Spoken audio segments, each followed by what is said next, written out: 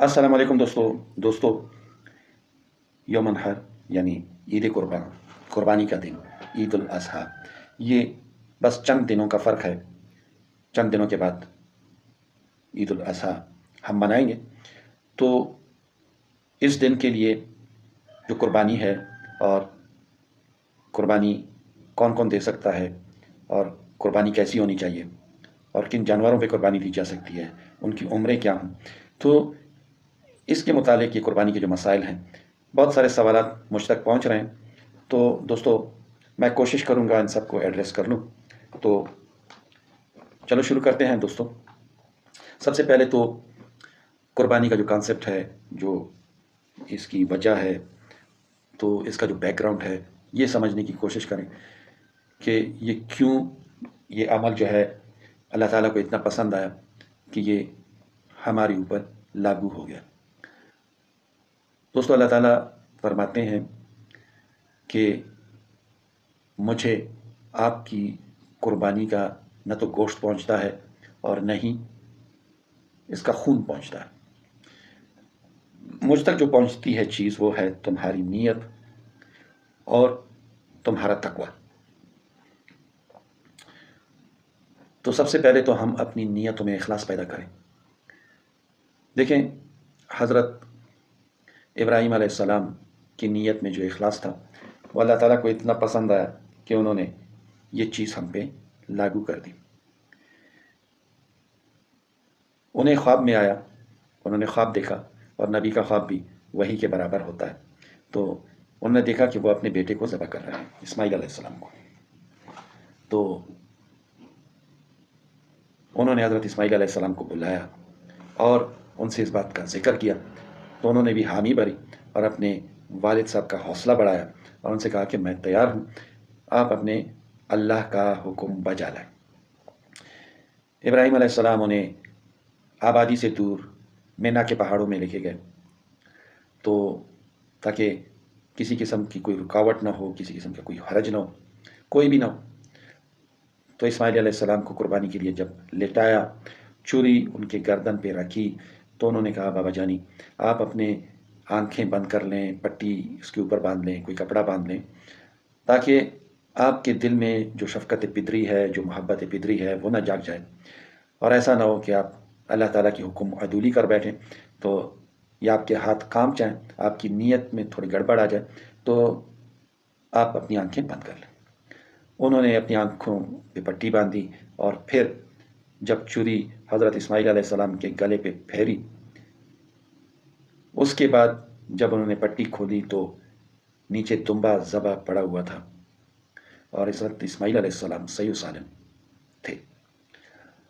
یہ جو نیت تھی اپنے فرزند کو قربان کرنے کی، یہ اللہ تعالیٰ کو بڑی پسند آئی۔ یہ جو اخلاص تھا، کیونکہ دمبا تو اللہ تعالیٰ نے اسماعیل علیہ السلام کے بدلے میں عین اس وقت جب چھری پھری جا رہی تھی، فرشتوں کے ذریعے جنت سے بھیجا اور اسماعیل علیہ السلام کی جگہ پہ لٹا دیا۔ تو چھری پھری، وہ اسماعیل علیہ السلام کی گردن پہ نہیں بلکہ دمبے کی گردن پہ پھر گئی۔ تو یہ وہ نیت ہے، وہ اخلاص ہے جو اللہ تعالیٰ کو بہت پسند ہے۔ اگر یہ مہربانی اللہ تعالیٰ نہ فرماتا تو آج شاید اس عمل کی وجہ سے ہم اپنے بیٹوں کو ذبح کر رہے ہوتے۔ تو یہ اس کا صدقہ ہے کہ ہماری اولاد کا، کہ ہم وہ صدقہ اتار رہے ہیں ان کی زندگی کا۔ اللہ تعالیٰ کا حکم تو بجا لا رہے ہیں، مگر اللہ تعالیٰ نے جو کرم کیا، اس کی بھی ہم شکرانے کے طور پہ یہ ہم عمل کر رہے ہیں، اور اللہ تعالیٰ کو یہ عمل اتنا محبوب اور اتنا پسند ہے کہ امت محمد صلی اللہ علیہ وآلہ وسلم پہ یہ واجب کر دیا گیا۔ تو اب قربانی کرے کون؟ ان کے لیے، قربانی کے لیے پہلی چیز جو ہے وہ تو یہ ہے کہ بندہ مسلمان۔ اب دیکھیں، اگر مسلمان نہیں ہوگا تو وہ تو مانے گا نہیں اس پہ۔ جب اللہ تعالیٰ کو نہیں مانتا، اس کے رسول صلی اللہ علیہ وسلم کو نہیں مانتا، تو قربانی کس چیز کی؟ تو اس کے لیے سب سے پہلے تو مسلمان ہونا شرط ہے۔ دوسرا یہ ہے کہ وہ مسافر نہ ہو، مقیم ہو، اور تیسرا یہ ہے کہ وہ بالغ ہو۔ چوتھا یہ ہے کہ وہ آزاد ہو، غلام نہ ہو، یعنی آزادانہ اپنے فیصلے کر سکے۔ اور پانچواں یہ ہے کہ وہ قرضدار نہ ہو، یعنی اتنا قرضدار نہ ہو کہ اس کے پاس جو کچھ ہے وہ تو قرض میں چلا جائے، یا وہ قربانی کر لے اور قرضدار سامنے کھڑا ہو جائے تو اس کے پاس پھر وہ قرض اتارنے کے بھی پیسے نہ ہو۔ تو اس کے پاس ان سب چیزوں کے علاوہ، یعنی جو قرضہ ہے وہ بھی اگر ادا کر لے، اس کے پاس جو ضروریات زندگی ہے اس کے، یعنی ضروریات زندگی میں کیا آتا ہے؟ مکان آتا ہے، سر چھپانے کی جگہ، چاہے وہ جھونپڑی کیوں نہ ہو، ٹینٹ ہی کیوں نہ لگا ہو، مگر اس کی اپنی ملکیت میں ہو، اور اس کا جو کپڑے ہیں سطر چھپانے کے تو وہ سطر چھپا سکے، اور اس طرح سے وہ کھانا پینا کسی کو سوال نہ کرے اور خود اپنا وہ اس کا کھانا پینا بھی ہو۔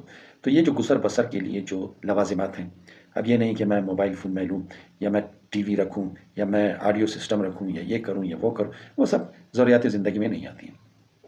ان کا پھر حساب کیا جائے گا کہ ان کی قیمت 52.5 تولہ چاندی کے برابر ہے، یہ جو غیر ضروری اشیاء ہیں، تو اگر وہ ہیں تو پھر قربانی تو لازمی ہے۔ تو شرط یہ ہے کہ یہ ضروریات زندگی ہیں، ان کے علاوہ اس کے پاس اس وقت قربانی کے وقت 52.5 تولہ چاندی یا اس کے برابر رقم ہو، تو اس پہ قربانی، چاہے وہ مرد ہے چاہے وہ عورت ہے، تو اس پہ قربانی پھر واجب ہے۔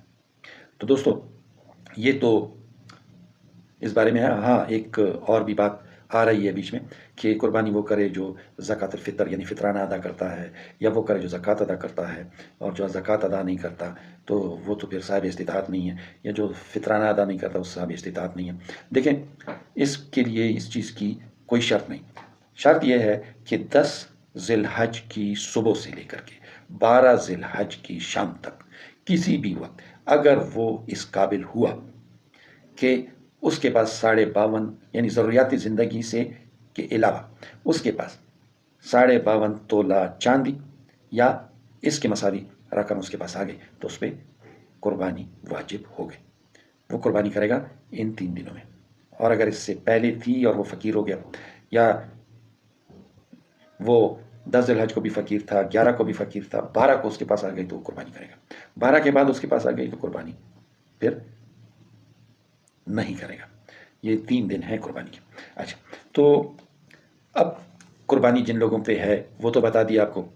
اب جو قربانی کے جانور ہیں، یہ جانور دیکھیں، میں نے پہلے کانسیپٹ بتا دیا، کوشش ہونی چاہیے کہ اچھا، خوبصورت اور فربا جانور لیں، فربا جانور لیں، اس کی قربانی دیں۔ اور جانور وہ جو گھریلو ہو، پالتو ہو، اس کی قربانی جائز ہے۔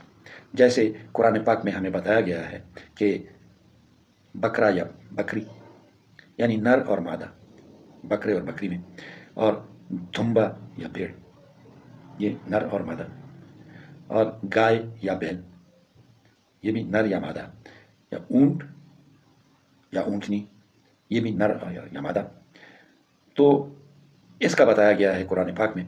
اور علماء کی اکثریت اس بات پہ متفق ہے کہ گائے اور بھینس یہ بھی اسی زمرے میں آتے ہیں۔ یہ جو بھینس ہو گیا یہ گائے کے زمرے میں آتی ہے، کھٹا ہو گیا یا بھینسا ہو گیا، یہ اسی گائے اور بیل کے زمرے میں آتے ہیں۔ اور ہمارے جو ناردرن پہاڑی علاقے وہاں پہ ایک جانور پالا جاتا ہے، وہ بھی گائے کی نسل سے ہی ہے، جسے یاک کہتے ہیں۔ تو وہ چونکہ وہاں کا موسم برداشت کر سکتا ہے تو لوگ گھروں میں یاک رکھتے ہیں۔ یاک بھی 2 قسم کے ہیں، اور یہ ہر جانور جو ہے یہ 2 قسم کا ہے، ایک گھریلو جانور ہے اور ایک جنگلی جانور ہے۔ جنگلی جانور چاہے وہ حلال ہو مگر اس پہ قربانی جائز نہیں، اور جو گھریلو جانور ہے، جو گھریلو اور پالتو جانور ہے، اس پہ قربانی جائز ہے۔ اتنا یاد رکھیں بس۔ اور جانور جو بھی ہو وہ فربا ہو، صحت مند ہو، ہر عیب سے تقریباً پاک ہو، نہیں تو جیسے عیب میں کہا جاتا ہے کہ اگر کسی جانور کی دم کٹی ہوئی ہے تو دیکھا جائے گا کہ اس کی دم کتنی کٹی ہوئی ہے۔ اگر وہ دم کے 3 حصے کر لیے جائیں تو اس میں سے اگر 1 حصہ کٹا ہے، 2 حصے سلامت ہیں تو قربانی ہو جائے گی۔ اس طرح سے علماء اس کی ترتیب دیتے ہیں۔ باقی جانور بہت زیادہ عیبدار نہ ہو، بہت زیادہ لاغر نہ ہو، بہت زیادہ بیمار نہ ہو، وہ اتنا لاغر یا بیمار نہ ہو کہ وہ اپنے پیروں پہ کھڑا نہ ہو سکے، وہ قربانی کی جگہ تک جا نہ سکے، وہ چل پھر نہ سکے، تو اس کی قربانی پھر جائز نہیں۔ اس طرح سے خارج زدہ نہ ہو کہ اس کے پورے بدن پہ پھوڑے نکل آئے ہوں، خارش ہو، مرض ہو، مخنث نہ ہو، یعنی جس کا نر اور مادے کا پتہ نہ چلتا ہو، یعنی اب کیا کہیں، جیسے انسانوں میں ہوتے ہیں جن کو شیمیلز کہا جاتا ہے یا ہجڑے کہا جاتا ہے، اور کچھ ایسے ہوتے ہیں جو ہوتے تو ہیں نر ہوتے ہیں مگر ایسے کاروبار کے لیے انہوں نے اپنے آپ کو ہجڑا بنایا ہوتا ہے، تو وہ نہیں، یہ جو ہوتے ہیں جو مخنث ہیں، یعنی وہ پیدائشی طور پہ نہ تو نر ہیں اور نہ مادہ ہے، ان پہ قربانی نہیں ہوتی ہے۔ پاگل اور جنون زدہ جانور جو اپنی خوراک تک کو بھی نہ پہچان سکے اور وہ نہ کھائے، تو ایسا جانور پہ بھی قربانی نہیں ہوتی ہے۔ اندھا جانور ہو جسے کچھ دکھائی نہیں دیتا ہو، اس پہ بھی قربانی نہیں ہوتی ہے۔ ہاں البتہ ایسا ہے کہ ایک یہ بات مشہور ہے کہ خصی جانور جو ہیں ان پہ قربانی نہیں ہوتی ہے، مگر رسول اللہ صلی اللہ علیہ وآلہ وسلم نے ایسے جانوروں کی قربانی کی ہے۔ تو دوستو، ہاں اگر پیدائشی طور پہ ایسا ہے، جیسے میں نے آپ کو بتایا کہ مخنث ہے، اس کی نر اور مادے کا پتہ نہیں چلتا، تو اس کی قربانی نہیں ہوتی ہے۔ تو اگر کسی کا ایسا ہے کہ مطلب ہے کہ آپ عیب زدہ جانور ذبح کریں گے تو قربانی تو شاید ہو جائے مگر مکروہ ہوگی یا پھر قبول نہیں ہوگی، تو اس سے اچھا کہ فربا جانور، مزیدار خوبصورت جانور اور جس میں کوئی عیب نہ ہو، کوشش کریں کہ ایسے جانور کی قربانی دیں، کیونکہ یہ ہمارے لیے ہی وہاں پہ خزانہ ہوگا۔ اگر ہم چاہیں کہ اللہ تعالیٰ ہمیں لنگڑا لولا جانور وہاں پہ دیں تو کیسا رہے گا؟ اس طرح سے اگر ہم چاہیں کہ ہمیں، یا صحابہ کرام تو کوشش کرتے تھے کہ وہ سب سے پیاری چیز کی قربانی دیں، جو بھی جانور ان کو زیادہ محبوب ہوتا تھا اس جانور کی قربانی وہ دیتے تھے۔ تو دوستو، یہ تو جانوروں کے بارے میں ہو گیا کہ ایسے جانور کی قربانی ہو سکتی ہے اور ایسے جانور کی قربانی مکروہ ہوگی یا پھر بالکل نہیں ہوگی۔ دوستو، اب جانوروں کی جو عمر ہے جو قربانی کے قابل سمجھی جاتی ہے وہ ہے کہ اگر بکری کا بچہ ہے، وہ اگر 1 سال کا پورا ہو گیا، قمری سال، 1 قمری سال کا وہ پورا ہو گیا تو اس پہ قربانی ہو سکتی ہے۔ اور اسی طرح سے جو بھیڑ ہے اس کا بچہ، وہ اگر 6 مہینے کا پورا ہو گیا ہے مگر وہ اتنا فربا ہے کہ وہ سال بھر کا دکھائی دیتا ہے تو اس پہ قربانی ہو سکتی ہے۔ گائے ہو گئی اور یہ جو بھینس ہو گئی اور یاک ہو گیا، اس کا 2 سال سے اوپر، یعنی 2 سال جب پورے ہو جائیں تو اس پہ قربانی جائز ہو جاتی ہے۔ اونٹ جب 5 سال کا پورا ہو جائے تو اس پہ قربانی جائز ہو جاتی ہے۔ گائے ہو گئی، بھینس ہو گیا، یاک ہو گیا، اونٹ ہو گیا، اس میں 7 حصوں تک جائز ہے، 7 سے اوپر حصے اس میں نہیں کر سکتے، اور اس سے کم کر سکتے ہیں، 7 تک ہم کر سکتے ہیں، 7 سے اوپر نہیں۔ اور یہ جو بکری ہو گئے، بھیڑ ہو گیا، اس پہ صرف 1 ہی حصہ ہے، یعنی ایک بندے کے لیے 1 قربانی اس کی۔ جنگلی جانور ہو گئے جیسے کہ جنگلی بھینسیں ہو گئے، جنگلی گائے ہو گئی، اور جنگلی جو بھیڑ بکریاں وہ ہو گئی، ان پہ قربانی نہیں ہوتی ہے۔ جنگلی یاک پہ قربانی نہیں ہوتی ہے۔ پالتو گھریلو چیزوں پہ قربانی ہوتی ہے۔ ہرن پہ قربانی نہیں ہوتی ہے، اسی طرح سے مارخور پہ قربانی نہیں ہوتی ہے، اس طرح سے 12 سنگوں پہ قربانی نہیں ہوتی ہے۔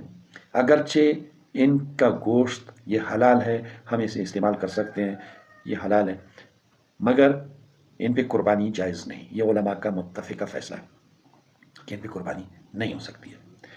صرف پالتو جانور جو گھریلو جانور ہیں ان پہ قربانی ہو سکتی ہے۔ تو دوستو، امید ہے یہ جو قربانی کا مسئلہ ہے یہ میں نے پورا کور کر لیا ہوگا آپ کے سوالات کو۔ پھر بھی اگر کوئی تشنگی باقی ہے تو دوستو آپ اپنے قریبی علماء سے پوچھ سکتے ہیں، رہنمائی حاصل کر سکتے ہیں۔ تو اب اگلی ویڈیو تک مجھے اجازت دیں، اور کوشش کریں کہ میرے اس چینل کو سبسکرائب کریں، یوٹیوب پر اور فیس بک پر بھی یہی چینل ہے، اسے فیس بک والے چینل کو بھی لائک کریں، فالو کریں۔ دوستو اگلی ویڈیو تک اجازت دیں، اللہ حافظ۔